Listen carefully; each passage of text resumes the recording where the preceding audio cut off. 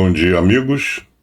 6 de março, meia dúzia de março de 2025, 4h30 da manhã no Rio de Janeiro, horário de Brasília, 9h30 da manhã na Ucrânia. E a coisa tá preta. A coisa tá preta. Não sei se cabe denunciar Donald Trump ao Tribunal Internacional de Haia por crimes de guerra, pois ele suspendeu praticamente o funcionamento de todas as armas de defesa da Ucrânia, HIMARS, quando ele cancelou as informações e o sistema de GPS, porque as armas americanas utilizam satélites americanos. Quando ele desligou esse funcionamento, elas não funcionam mais. Aquilo que era uma vitrine para o mundo da excelência das armas americanas, você sabe o que é que se transformou agora, para todo mundo sabendo que se comprar arma americana, eles podem desligar e ela parar de funcionar, então não serve para nada. Ele mesmo transformou a indústria bélica americana em lixo. Deixa eu dar uma explicação, porque o mundo mudou e o mundo não é muito de estudar, então não sabe das coisas. Hoje todo mundo tem celular e o celular de hoje é um smartphone que processa coisas com mais rapidez do que muito computador de antigamente. Um celular de hoje faz muito mais coisas que um computador dos anos 70 ou 80. Os computadores eram coisas enormes, do tamanho de um andar de um prédio, e usava cartão perfurado. Era complicado você estudar COBOL e outras linguagens de programação antigamente. Mas não é isso que eu ia dizer, não. Para vocês entenderem a sacanagem, desculpa o termo, do americano ao cancelar o GPS e a inteligência das armas americanas. Afinal, passou 3 anos loteando a Ucrânia com armas americanas e agora fez todas elas pararem de funcionar. Por quê? Internet, você não tem mais ideia. A internet era uma rede militar chamada ARPANET. Era uma rede militar, porque como Estados Unidos é muito grande, tinha que ter uma excelência de comunicação entre costa leste e costa oeste. Ele tem inimigo dos dois lados do Atlântico e do Pacífico. Então, precisava de um sistema de comunicação. E naquele tempo, não era o que você vê hoje nos computadores com essa tela bonita, colorida, não. Era uma tela preta ou âmbar e era tudo por linha de código. Tá? Então, a internet era linha de código. Você dava um comando para abrir um servidor lá na costa oeste, por exemplo, para você então entrar e ler um determinado, chamar de diretório, não, uma determinada pasta. Mas isso tudo feito em tela preta e linha de comando. Só quem tinha acesso à ARPANET eram as universidades americanas, porque sempre houve uma parceria, né? Ciência e tecnologia, quer dizer, os cérebros da universidade sempre tiveram ligados à defesa americana. Eles é que inventam e descobrem as coisas. Só em 1969, que alguém, já não lembro mais quem, autorizou que a ARPANET fosse aberta ao mundo. E foi aberta com o nome de internet. Então ainda ficou a ARPANET apenas para o setor militar, por isso é que eles podem fechar o acesso a GPS e todo o sistema, porque a ARPANET ela é dos militares. Então, aí é que surgiu em 69 a internet para todos nós. Mesmo assim, não era para todos nós. Era para alguns que, como eu, eram profissionais de TI e sabia ler cartão perfurado e fazer aqueles comandos de linha de código. A gente acessava pastas nas universidades onde tinham arquivos de utilitários que a gente usava para um monte de coisa no dia a dia. Aí, um tal de Lee, acho que ele era suíço, não me lembro, e também já não lembro mais em que ano foi, anos 90? Não sei em que ano o Lee criou a WWW, World Wide Web, ou seja, em vez daquela tela preta com linhas de comando, você passou a ter essa coisa maravilhosa, colorida, e passou a ser, inclusive, amigável para quem não era profissional de TI. Então, todo mundo passou a aprender a mexer graças ao Lee e ao WWW.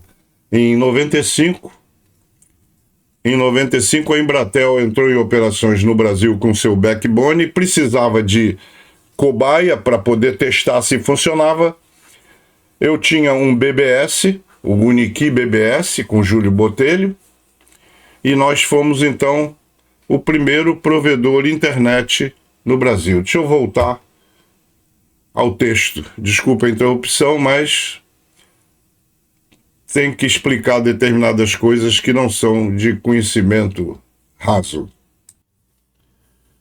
A Rafa, minha amiga querida Rafa, da Estônia, membro deste canal, escreveu o seguinte, que eu vou passar a ler. Ela está lá, junto dos países bálticos, então, onde está fervilhando as informações. As recentes ações do presidente...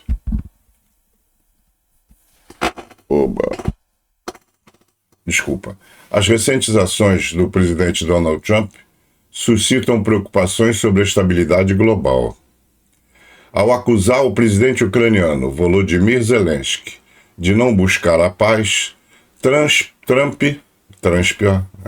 mas serve, o Laranjão suspendeu a ajuda militar e o compartilhamento de inteligência com a Ucrânia, pressionando por negociações com a Rússia. Além disso, Trump impôs tarifas de 25% sobre produtos do México e do Canadá e de 10% sobre importações chinesas, inaugurando uma nova era de agressividade econômica mundial. Historicamente, políticas protecionistas semelhantes contribuíram para conflitos como a Lei Smoot-Hawley de 1930, que agravou a Grande Depressão e fomentou tensões internacionais. As atitudes de Trump, descritas como as de um menino mimado de cara alaranjada, podem estar conduzindo o mundo para uma terceira guerra mundial. E depois vem falar que quer a paz? Quer não. Obrigado, Rafa. Hoje, por causa do alaranjado Trump, né? Laranjão, como o pessoal chama, ou Diabo Louro, como eu chamava, temos muitas notícias.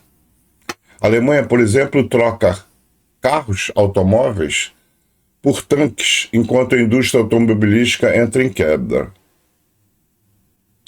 Com a Europa correndo para se rearmar, os gigantes da defesa da Alemanha estão atacando o setor automotivo em colapso. Afinal, quem precisa de carros quando você pode construir mísseis?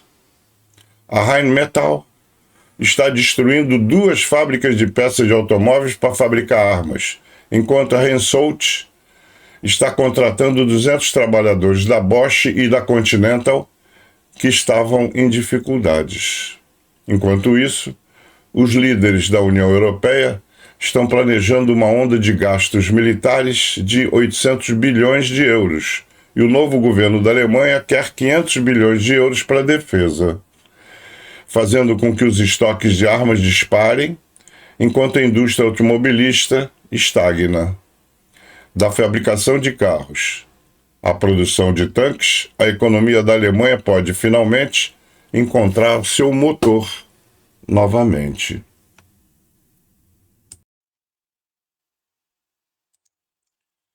A 12ª Brigada de Azov limpou um setor privado perto de Toretsky. Cerca de 50 russos foram eliminados e pouco menos de um pelotão foi capturado. Então, na região de Toretsky, a Ucrânia está avançando, apesar do Laranjão tentar atrapalhar. Na verdade, ele atrapalha que a Ucrânia ataque a Rússia em profundidade, porque nada mais americano funciona. Mas ali no chão, no tiro, no tete-a-tete, né? Eu sou mais Ucrânia. Olha isso, que isso é grave, né? Espero que Trump seja responsabilizado e pague por isso no futuro. 4 membros sêniores da comissão de Trump continuaram a discutir segredos com alguns dos principais oponentes políticos de Kiev, a Zelensky. No momento em que Washington se alinha com Moscou, na tentativa de tirar o presidente ucraniano do seu cargo. Os principais aliados de Trump mantiveram conversas com a líder da oposição ucraniana, Yulia Tymoshenko, e com membros importantes do partido de Petro Poroshenko, também líder da oposição. Isso é um crime, tá? Uma traição sem tamanho. E ainda quer fazer acordo? Hoje Zelensky está voando para a capital belga para uma cúpula de emergência de líderes da União Europeia dedicada a ajudar a Ucrânia e a segurança europeia. Ele vai participar de uma reunião do Conselho Europeu e se encontrará com líderes da União Europeia, o primeiro-ministro belga, Mark Rutte, e o rei da Bélgica. A coisa está séria, e vocês veem que, mesmo não sendo membro, ele está sempre com a União Europeia e com o Conselho Europeu. É claro que meme é meme, mas do mesmo jeito que aonde há fumaça há fogo, todo meme tem um fundo de verdade. Afinal, em 1939, Stalin e Hitler fizeram um acordo para dividir a Polônia. E agora, em 2025, Putin e Trump fazem um acordo para dividir a Ucrânia. A China, negociando com a Rússia, enviar seus militares para a região, para os territórios ocupados da Ucrânia, para ganhar experiência de combate. Quer dizer, temos China, como a Coreia do Norte, usa a guerra como um campo de treinamento para os seus militares. Mesmo com a administração Trump atrapalhando, vamos ver os ganhos da Ucrânia. Ela recapturou totalmente a parte norte de Toretsky, Dachny, Uspeniivka, Kassiviar, Kurilivka e Pischene. E ganhos russos? Bom, vamos lembrar que a Rússia ainda tem aqueles 100 mil ao redor da área de Sumy. Supostamente, né? Olha essa. 136 países ofereceram ajuda aos Estados Unidos, após o terrível 11 de setembro. E não me lembro de nenhum deles ter pedido o dinheiro de volta. Veja aqui alguns dos países que mais contribuíram. Nenhum deles recebeu nada em troca até hoje e nenhum pediu nada. Reino Unido, 50 bilhões de dólares. Alemanha, 50 bilhões de dólares. Canadá, 18 bilhões. Austrália, 15 bilhões. Noruega, 2 bilhões de dólares. Dinamarca, 2 bilhões. Valor total, 137 bilhões. A Ucrânia está lutando pela sobrevivência contra um vizinho invasor. Durante 3 anos, eles lutaram sozinhos, agindo como um escudo para toda a Europa. Os Estados Unidos cortaram completamente o apoio militar à Ucrânia a partir de ontem. E a Casa Branca exige um pedido de desculpas do presidente ucraniano, mesmo que tenha sido o presidente ucraniano quem foi humilhado publicamente diante do mundo inteiro. Os Estados Unidos e seu presidente alaranjado estão usando táticas mafiosas para forçar os ucranianos a assinar acordos comerciais de minerais. Isso vai ficar registrado na história como o momento em que os Estados Unidos deram as costas aos seus amigos e parceiros quando chegou a vez deles de provar honra e comprometimento. Amigos, isso é nojento.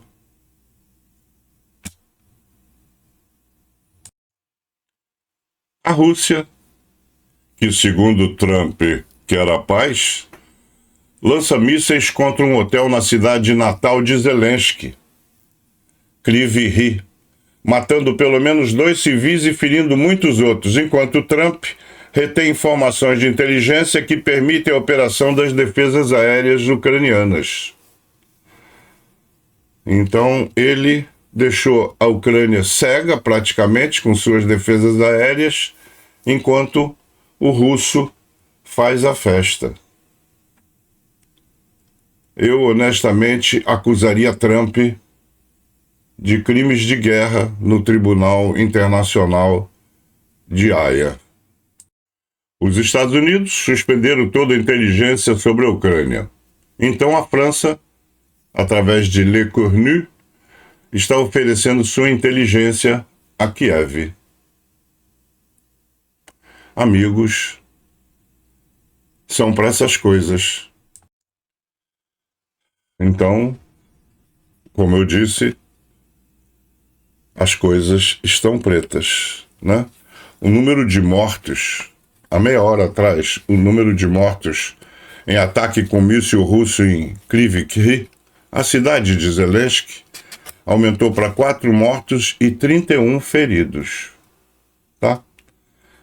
Eu ainda não tenho o total da Força Aérea, mas parece que foram abatidos 115 mísseis Shahed, mas a Rússia também lançou 3 balísticos Iskander e um S-300, que já não se conseguia bater com o equipamento, com o Patriot, tudo funcionando. Agora que as porcarias americanas não funcionam mais, fica mais complicado. Vamos às baixas. Foram 1.140 soldados, 5 tanques, 7 blindados, 21 peças de artilharia, 2 sistemas antiaéreo, apenas 80 UAVs e 94 veículos de tentativa de levar apoio logístico às linhas de frente, né? Eu acho que vocês já viram bastante. Vamos direto para a galeria de membros.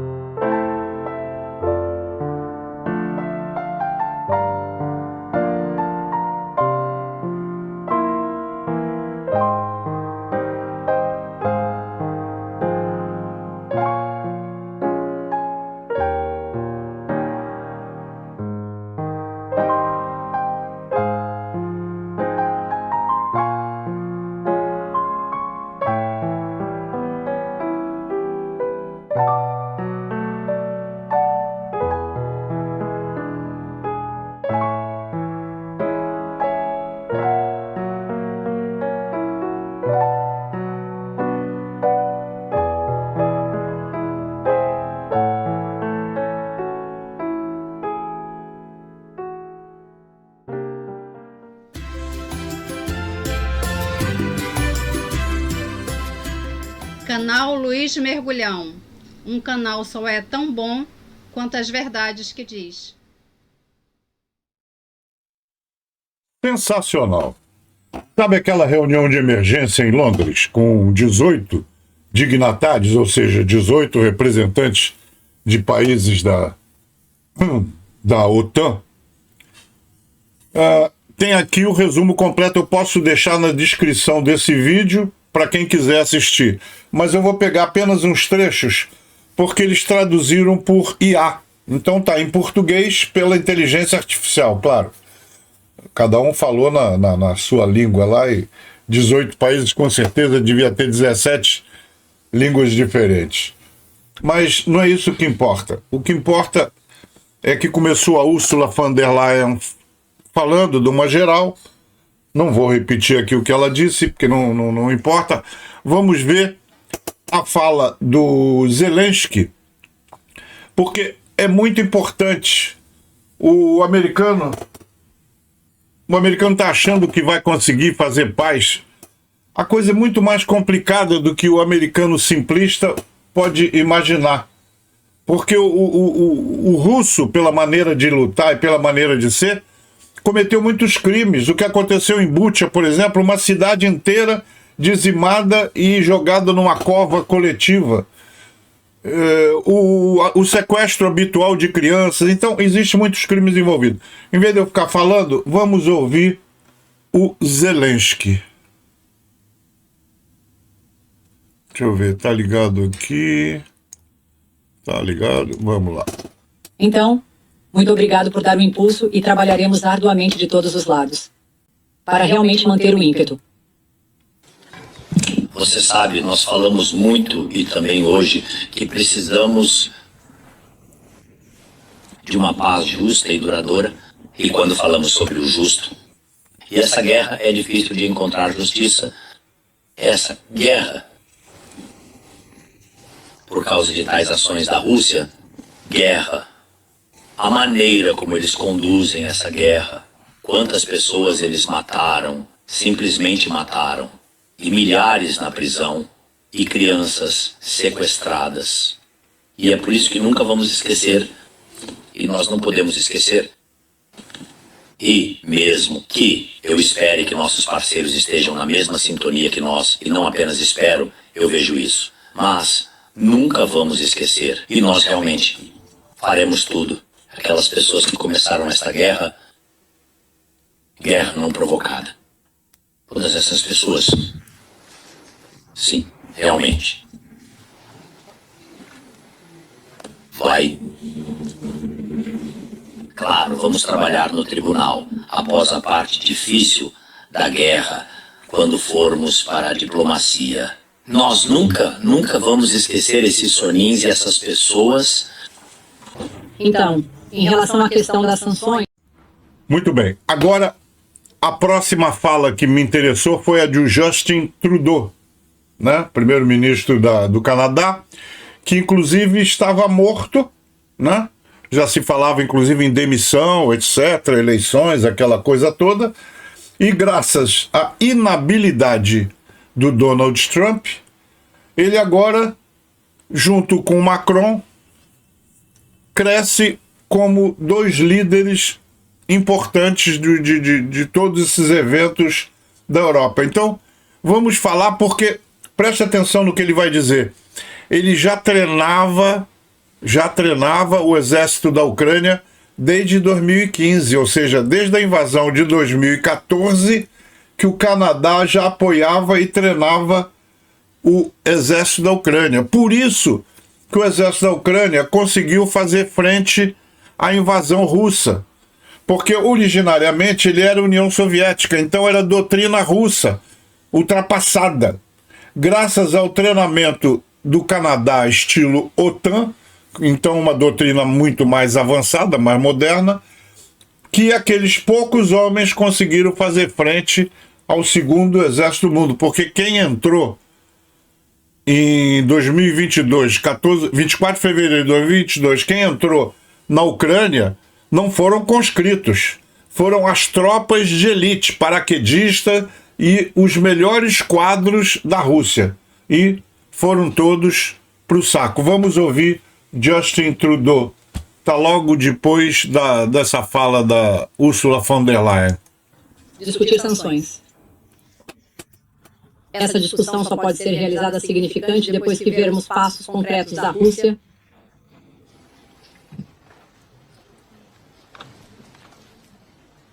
Primeiramente, o Canadá esteve ao lado da Ucrânia desde o primeiro dia, na verdade, até antes do primeiro dia. Em 2015, começamos a treinar as forças militares ucranianas em solo ucraniano, o que foi uma parte significativa. O treinamento ocidental das forças armadas ucranianas é uma das razões pelas quais a Ucrânia resistiu eficazmente aos invasores russos nos últimos anos. Não é apenas o Canadá, vários países estiveram envolvidos, mas por razões históricas, o Canadá, tendo a segunda maior diáspora de ucranianos no mundo, significa que nos sentimos profundamente conectados à Ucrânia, mas também acreditamos profundamente que não se trata apenas da Ucrânia, mas das regras e dos valores e dos princípios de soberania, de independência, de integridade territorial que protegem cada país no mundo. Todos nós dependemos dessas regras para conseguirmos construir paz e segurança, e nós sabemos que com o mundo mudando, todos nós teremos que fazer mais em relação à paz e segurança. Um dos temas principais que ouvimos hoje, assim como ouvimos de muitos parceiros ao redor do mundo na OTAN e em outros lugares nos últimos anos, é: as pessoas vão fazer mais. Em defesa, 9 anos e meio atrás, quando assumi o cargo no Canadá, o governo anterior tinha os gastos com defesa abaixo de 1%. Mesmo com a promessa de 2% da OTAN, feita 1 ou 2 anos antes, nesse período mais do que triplicamos gastos com defesa no caminho para 2030. E estamos a caminho de 2%. E sabemos que teremos que continuar a fazer mais e mais em um mundo incerto, e o Canadá estará lá. Quanto a como estaremos lá, trabalharemos com nossos vizinhos nisso. Mas tudo está em jogo porque precisamos garantir que pode não fazer do que mais sentido neste mundo. É isso que levou a 80 anos de incrível estabilidade e prosperidade, não apenas na Europa, mas ao redor do mundo, por causa das instituições que construímos das cinzas da Segunda Guerra Mundial. E defender essas instituições está no melhor interesse de cada um de nós. Agora, como uma coleção, teremos perspectivas variadas sobre a melhor maneira de avançar, e isso será discutido em fóruns como este, ou no fórum do G7, ou em outros lugares. Mas estamos unidos em nossos valores, estamos unidos em querer ver paz, justiça e prosperidade para todos os nossos cidadãos, e é isso que continua a nos impulsionar para frente. O Canadá sempre estará lá para a Ucrânia. Estamos aqui desde o começo. Vamos continuar a estar presentes e vamos ver como podemos ajudar melhor nos próximos anos, porque defender a Ucrânia não é apenas defender a Ucrânia, é defender os princípios e os valores que nos protegem a todos. De novo, uma fala do Zelensky. O Canadá sempre estará lá para a Ucrânia. Estamos aqui desde o começo. Vamos continuar a estar presentes e vamos ver como podemos ajudar melhor nos próximos anos, porque defender a Ucrânia não é apenas defender a Ucrânia, é defender os princípios e os valores que nos protegem a todos. E realmente aprecio que tenhamos tais relações com você, Justin. E você ajudou muito. E muitas das suas pessoas nos ajudaram. No início da guerra, nós nunca compartilhamos a propósito que estivemos em contato, e realmente no início da guerra não tínhamos realmente No início da guerra não tínhamos grandes tecnologias com drones e etc. E o Canadá nos ajudou com isso. E falamos muito sobre isso, e tivemos isso. E começamos a ajudar nossos rapazes na linha de frente, no campo de batalha, com esses drones e etc. Foi realmente nas primeiras semanas absolutamente certo sobre as missões de treinamento. Realmente parte do nosso exército foi preparada por oficiais canadenses, instrutores. Mas o que é muito importante, e foi muito importante novamente no primeiro ano, porque eles foram bem treinados. Para hoje a situação mudou Depois disso, depois do Canadá, tivemos tais missões na Europa, em diferentes países. E então, a experiência desta guerra nos deu novos conhecimentos sobre a guerra. E claro, hoje, quando treinamos no exterior, temos que voltar e treinar novamente no campo de batalha, porque a guerra está mudando. É uma guerra tecnológica. É por isso, mas realmente apreciamos sua ajuda. E pacotes militares. Então, muito obrigado. Acho que é tudo, certo? Você sabe. Ouviremos agora a Lituânia. A Lituânia está pronta e estará pronta para apoiar a Ucrânia sob quaisquer circunstâncias. E mesmo agora, enquanto falamos, o povo lituano, pessoas comuns da Lituânia, estão acumulando recursos financeiros para comprar drones para a Ucrânia. Então, meu país não está cansado e não ficará cansado de apoiar a Ucrânia. Quando se trata de a decisão que você mencionou, acho que precisamos responder a 3 perguntas. Primeiro de tudo, precisamos de clareza sobre o mandato de tais forças no solo da Ucrânia. Estamos falando de manutenção da paz ou de imposição da paz. Ainda não há paz. E mesmo o cessar-fogo não é a realidade, infelizmente, até agora. A segunda pergunta e a resposta para a segunda pergunta é: estamos prontos para impor o cessar-fogo. Então a força deve ser real. Na primeira vez que a paz for violada ou o cessar-fogo for rompido, a retaliação deve ser imediata e forte. Caso contrário, comprometemos e desacreditamos o próprio conceito das garantias de segurança. E a terceira pergunta é: estamos prontos para nos apoiar mutuamente? Ou, em outras palavras, a unidade é vital. Europeus com o apoio dos Estados Unidos seriam a solução ideal. Estamos lá. Eu tenho minhas dúvidas. Talvez minhas dúvidas desapareçam nas próximas semanas ou meses. Pelo menos estou ansioso para a cúpula de Haia. Espero que haja notícias positivas dessa cúpula, apesar de todas as nossas reservas. Então, eu acho que a pergunta é um pouco prematura. Mas quando se trata da POU, missão de treinamento, a Lituânia já está lá. Nossos especialistas militares ajudam os ucranianos a melhorar seu profissionalismo e suas capacidades de combate. Eles estão lá e já respondemos a essa pergunta de forma positiva. E se você me permitir, eu vou comentar minha iniciativa na data da adesão da União Europeia, a adesão da Ucrânia à União Europeia. Você sabe, isso é uma questão de compromisso político. Se falarmos sobre a adesão à OTAN, é claro que entendemos que nem tudo está em nossas mãos. E a decisão depende de outros aliados também. Mas a adesão à União Europeia está em nossas mãos, nas mãos da Comissão Europeia, nas mãos do Estado-membro e, claro, nas mãos da Ucrânia. E a Ucrânia está fazendo um ótimo trabalho sob circunstâncias tão complexas. Então eu realmente acredito que é uma data realista. É ambiciosa, mas realista. Obrigado. Você tem uma pergunta para o seu primeiro-ministro ou não? Se não, vamos prosseguir. Não? Acho que tudo estava tão claro. Certo? Posso fazer uma pergunta para o primeiro-ministro também? O Jonas Gahr Støre. Hoje, sua colega, o Mette Frederiksen, na Dinamarca, disse que 3% do orçamento para a defesa não é suficiente. Você estabeleceu a meta de alcançar 3% em 2036. Você acha que isso é um ritmo rápido o suficiente? Bem, acho que fizemos uma mudança significativa ao nos elevarmos bem acima de 2%.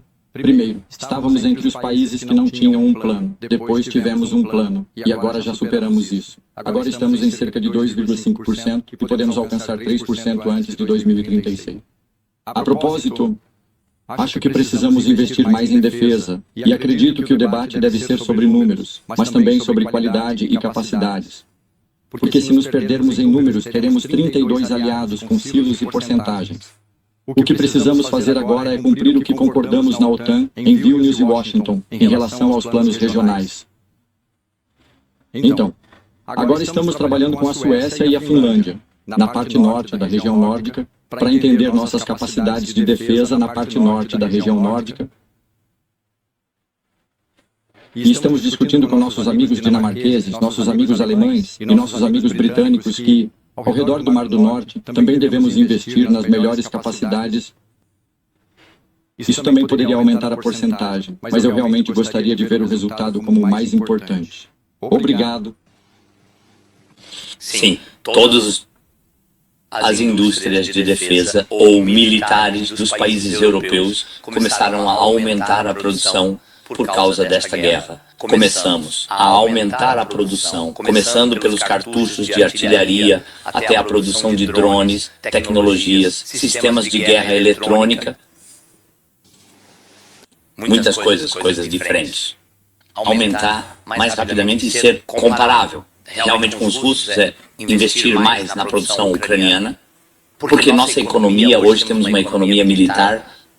Nós apenas produzimos, por exemplo, drones. Temos 200 empresas privadas. 200 é muito, até mesmo as pequenas empresas, elas precisam de financiamento e produzem mais rápido do que o nosso governo. Produção é compreensível, porque sem burocracia eles simplesmente produzem e ajudam os soldados. O que é importante, eles não produzem apenas para entregar ao governo, e então o governo pensa em como enviar para a linha de frente. Então, há muitas maneiras rápidas. Por exemplo, fizemos uma coisa. Então, comecei a pagar dinheiro diretamente para as brigadas, e eles realmente fazem muitas coisas, e eles compram e produzem. Há brigadas na linha de frente que produzem ao mesmo tempo. Então, realmente, muito. Desculpe se estou usando a palavra errada. Interessante, mas incrível. Então, é por isso que precisamos de financiamento adicional para nossa produção ucraniana diretamente para o setor privado. Com certeza. E já decidimos que este novo ciclo institucional será o ciclo institucional de ampliação para a Ucrânia, para a Moldávia, para os Balcãs Ocidentais, e não sabemos com a Geórgia. É um processo baseado em mérito, e estamos trabalhando duro da Comissão Europeia para os diferentes estados a candidatos. E é muito impressionante o que a Ucrânia está fazendo, porque, na verdade, a Ucrânia está a escrever um novo manual sobre como fazer reformas em tempos de guerra. Isso é muito difícil de imaginar, mas estamos muito comprometidos. E tenho certeza de que os diferentes Estados-membros, a Comissão Europeia e a Ucrânia, Moldávia e os países dos Balcãs Ocidentais estão trabalhando muito para concretizar essa ampliação. E também precisamos trabalhar entre nós para fazer as reformas necessárias para acolher esses novos Estados-membros com Donald Trump. Isso é, a propósito, isso é uma pergunta para você, para o Canadá. Quero dizer, é isso com Donald Trump. Agora tivemos uma conversa, foi uma conversa muito boa, conversa com o papel de liderança do Canadá. Sim, muito obrigado, Justin, por organizar esta reunião. Todos estavam lá e conversamos sobre isso. E esperamos que os Estados Unidos apoiem todos os parceiros. Todos os parceiros fazem isso, e também precisamos não perder essa unidade entre a Europa e os Estados Unidos. Obrigado. Claro, só a Ucrânia pode decidir quando existem condições para iniciar uma política eficaz, credível e sustentável. Negociações de paz. Todos nós agradecemos os enormes esforços do presidente Trump para pressionar Putin e a Rússia a negociar. E eu espero que essas conversas bilaterais abram a porta para uma verdadeira negociação de paz. mas somente a Ucrânia pode decidir quando teremos condições para fazer isso. Mas esta guerra não é apenas sobre a Ucrânia. Também se trata da segurança europeia. E para isso é essencial que a Europa esteja presente nas negociações e participe das negociações, não apenas a União Europeia, mas também nossos amigos como Noruega, Islândia e Reino Unido, porque todos eles estão muito engajados no apoio à Ucrânia e estão muito preocupados com a segurança europeia. Então, eu acredito que se conseguirmos ter um enviado especial conjunto representando não apenas a União Europeia, mas também os outros países europeus, fortaleceremos nossa posição europeia. E nós vamos discutir isso no próximo Conselho Europeu, no dia 6 de março, que eu convidei os líderes a participar. Ontem, e isso, o Conselho Europeu Especial é sobre como fortalecer nossa capacidade de investir mais, melhor, mais rápido e de forma mais robusta em nossas próprias capacidades. Como fortalecer a capacidade ucraniana, mas também como podemos estar preparados para participar ativamente no futuro, negociações de paz e quando chegarem. Obrigado. Não sei se você sabe, e aliás não sei nem se o Trump sabe, que os Estados Unidos, somente o norte ali, região de Nova York, Michigan, toda aquela região, Chicago, né, que é uma grande cidade industrial, toda aquela parte norte depende de energia do Canadá. E o Dr. Trump, com essa guerra fiscal com o Canadá, inclusive o governador de Toronto, estava ameaçando cortar completamente o envio de energia. Vai ser engraçado as cidades ficarem no escuro e as fábricas terem que parar. Coloquei também, essa aqui é a fala do Justin Trudeau, mas esse vídeo é muito interessante, está no comentário, também botei o link lá no comentário. O Canadá é um tesouro energético gigante espalhado pelas vastas terras da América do Norte. Com seu petróleo, gás natural e minerais, era como uma almofada de segurança para a economia dos Estados Unidos. Quando o presidente dos Estados Unidos, Donald Trump, impôs e depois suspendeu tarifas sobre todos os produtos canadenses, mas ultimamente as coisas estão mudando.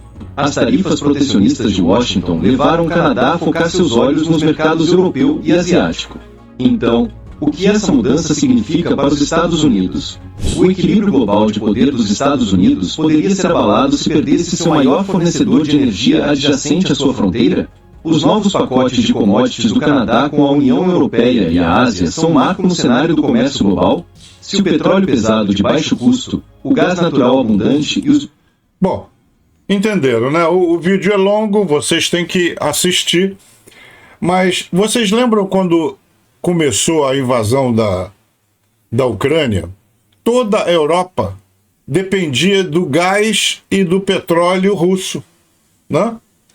Então a Rússia vivia fazendo chantagem e pressão, inclusive em eleições, porque todo mundo era dependente.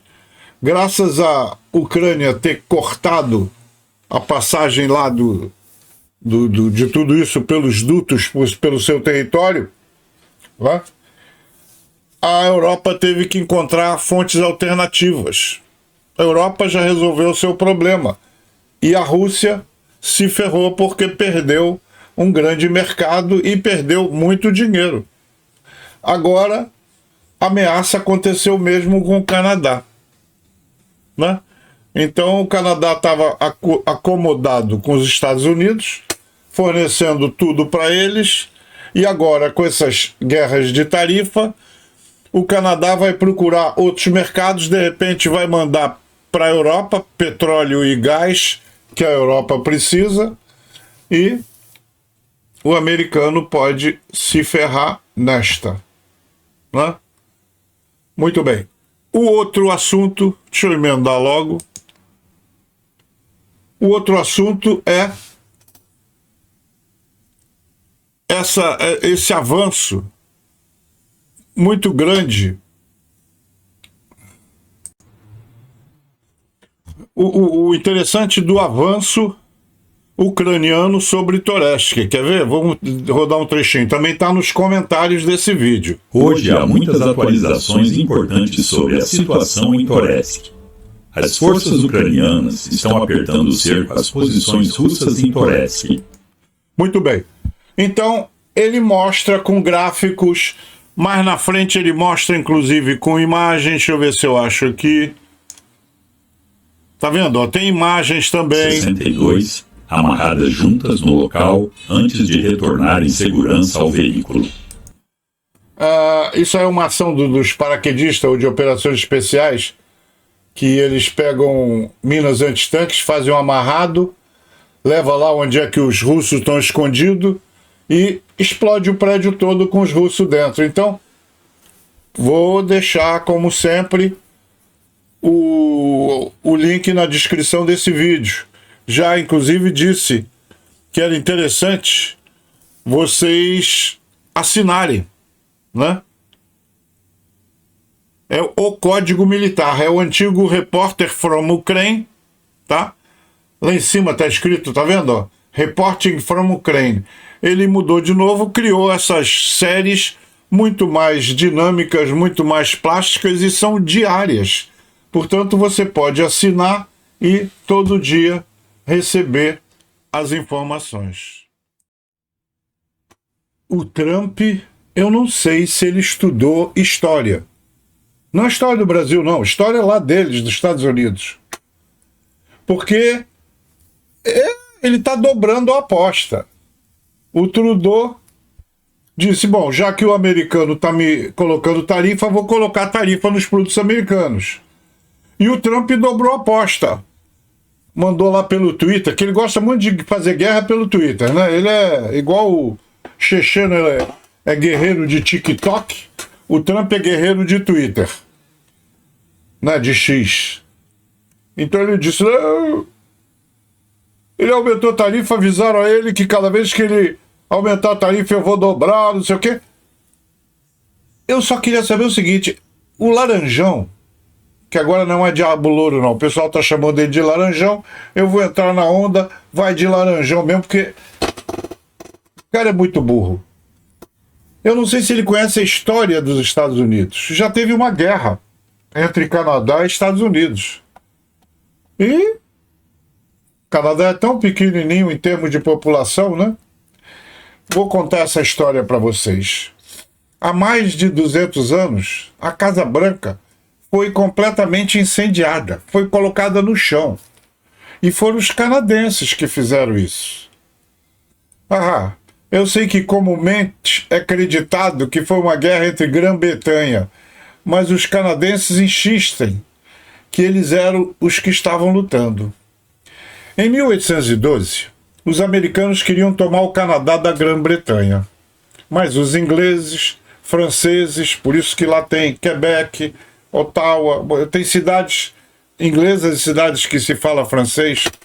Então os ingleses, franceses e até mesmo os índios se uniram e organizaram a resistência contra os invasores do sul. Foi quando o povo canadense defendeu sua independência. Depois disso, as tropas canadenses, ou melhor, britânicas, abriram caminho até Washington e incendiaram a Casa Branca para garantir que ela permanecesse no chão. A guerra durou 2 anos. Os Estados Unidos perderam e a vitória do Canadá uniu o seu povo. Agora, 214 anos depois, o presidente dos Estados Unidos está dizendo que quer o Canadá como 51 estado, 51º estado. Em outras palavras, ele está falando sobre a anexação de um país independente, o vizinho mais próximo. A partir de hoje, Trump impôs uma tarifa de 25% sobre todos os produtos do Canadá.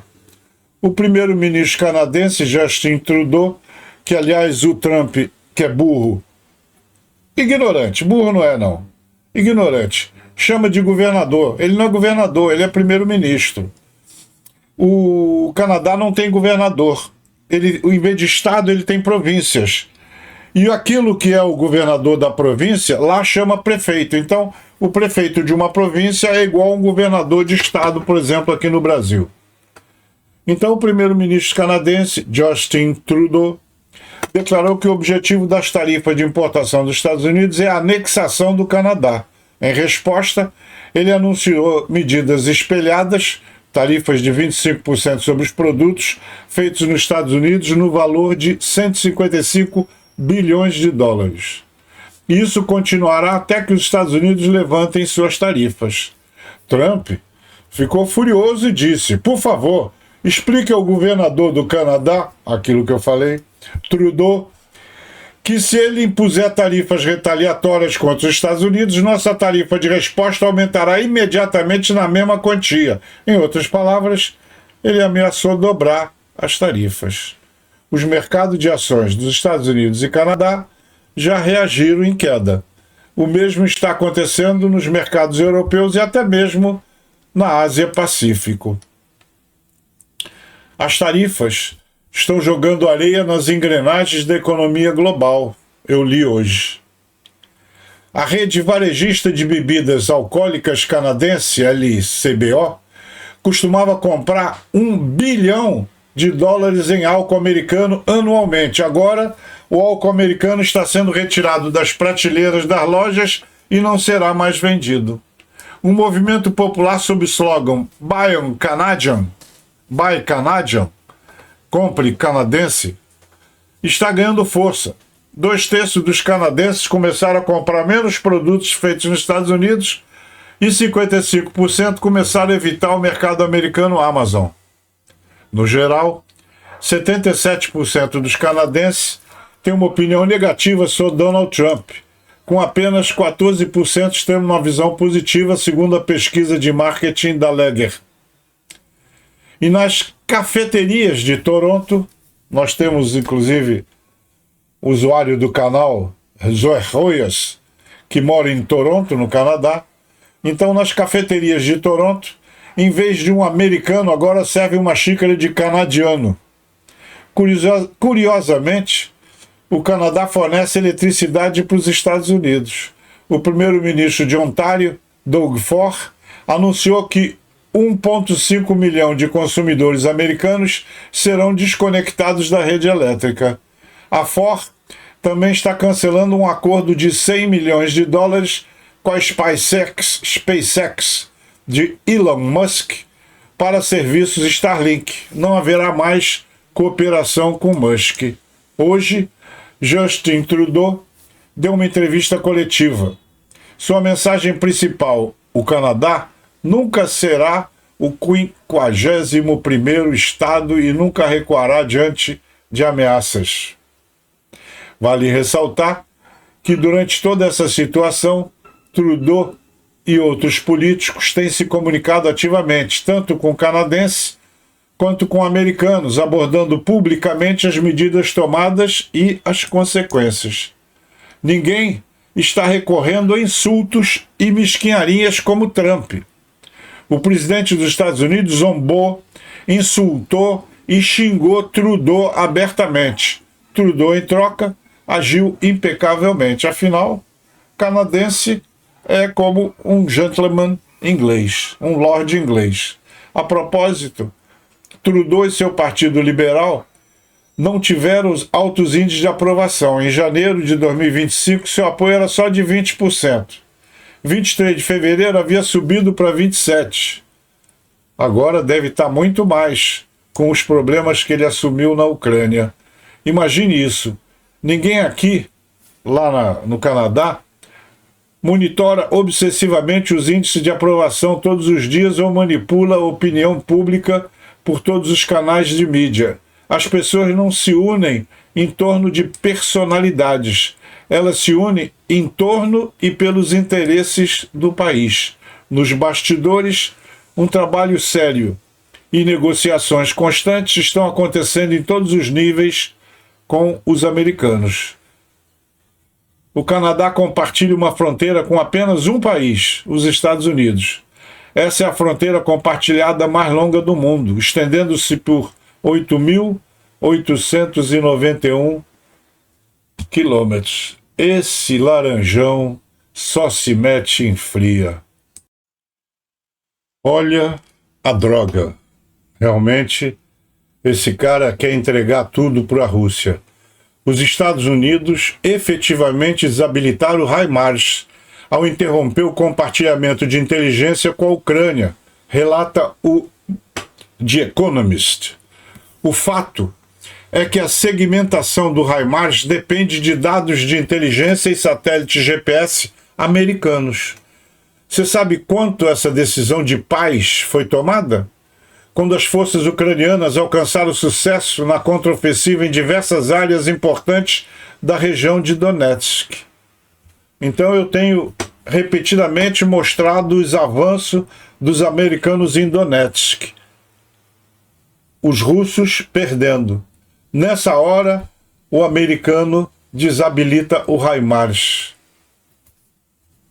Pode escolher o adjetivo que você quiser para chamar esse cara, porque realmente ele tem que ser um ativo russo, não tem jeito. Quer outra notícia? Não vou dizer o que eu estou pensando, mas tenho certeza que você sabe ler meu pensamento. Estoque de mísseis Patriot da Ucrânia estão acabando, segundo a CNN. A Ucrânia pode ficar sem mísseis Patriot em apenas algumas semanas, levantando sérias preocupações sobre as capacidades de defesa aérea à medida que os ataques russos continuam a aumentar. Era o material que estão nos depósitos da Polônia e que o Laranjão proibiu a entrega. Vamos suavizar um pouco o assunto, mostrando o entardecer na bela Kiev, capital da Ucrânia. Lá em ucraniano, Kiev é Kyiv, mas em português, de acordo com a nossa ortografia, se grafa K-I-E-V e se pronuncia como se escreve, Kiev, apesar de alguns teimosos.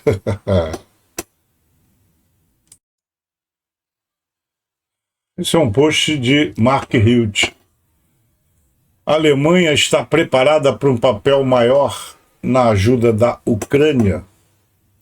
O primeiro-ministro holandês Mark Rutte se encontrou com o líder da CDU na Alemanha, Friedrich Merz, enfatizando a unidade da OTAN, a produção de defesa e o apoio de longo prazo à Ucrânia.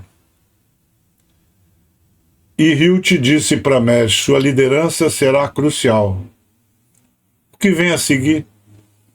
Primeiro, espera-se que a Alemanha aumente a ajuda militar e pressione por compromissos mais fortes da OTAN. Segundo, o aumento da produção de defesa da União Europeia pode acelerar as entregas de armas para a Ucrânia. E terceira pergunta: as próximas negociações oficiais podem moldar o futuro papel da Alemanha na segurança da Europa? Essas são as perguntas de Mark Rutte para o futuro chanceler da Alemanha. Os eventos estão se movendo rápido. Os Estados Unidos estão aumentando a pressão sobre a Ucrânia. Todo o compartilhamento de inteligência foi interrompido, não apenas para ataques profundos na Rússia, relata a Sky News. Pressão sobre a Rússia? Em lugar nenhum. Pressão só sobre a Europa. É um filho da mãe.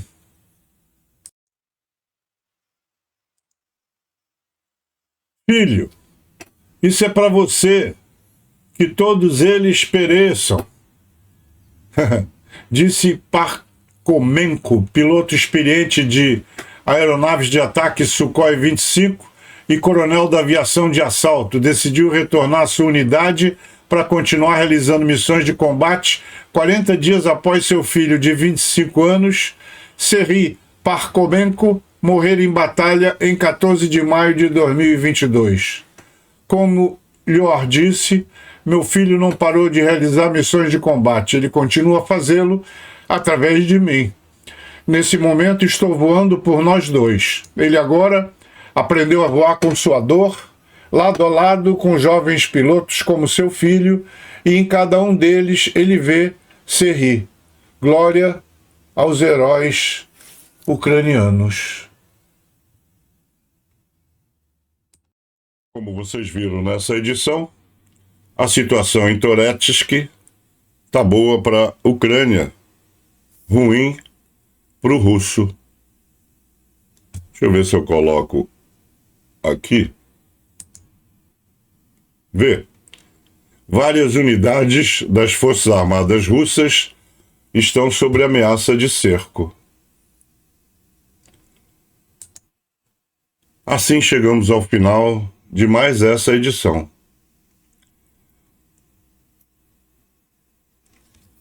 Não há muito o que falar, né? Todos estão vendo o que está acontecendo. Quem vê, julga. A história vai julgar todas essas traições e coisas horríveis que acontecem contra a Ucrânia, um pobre país pacífico invadido, né? A cobiça. Afinal, a Ucrânia é o maior exportador de grãos, milho, soja, girassol, óleo de girassol. Como eu disse, 600 milhões de pessoas no mundo. A Ucrânia mata a fome dessa turma. Então, essa riqueza gera cobiça, sem contar os minerais. Aquela região do leste do Donbás, Luhansk e Donetsk, tem muitas minas de carvão, minas de sal, minas disso, minas daquilo. Você vê que a própria luta em Toretsk, nesse lugar que eu mostrei até agora, os caras estão ocupando lugares de mina disso, dejetos de mina daquilo. Então é uma área extremamente rica. Isso gerou cobiça do vizinho. Ele não vai parar na Ucrânia. Ele vai tomar toda a Europa, vai parar no Canal da Mancha. E será que a gente vai ver de novo aparecer um Churchill de charuto para tentar levar? História é história. A gente tem que conhecer a história porque as pessoas inteligentes estudam a história para evitar repeti-la. Então, parece que está faltando gente inteligente dos dois lados do Atlântico, na Rússia e nos Estados Unidos. Até amanhã, se Deus quiser.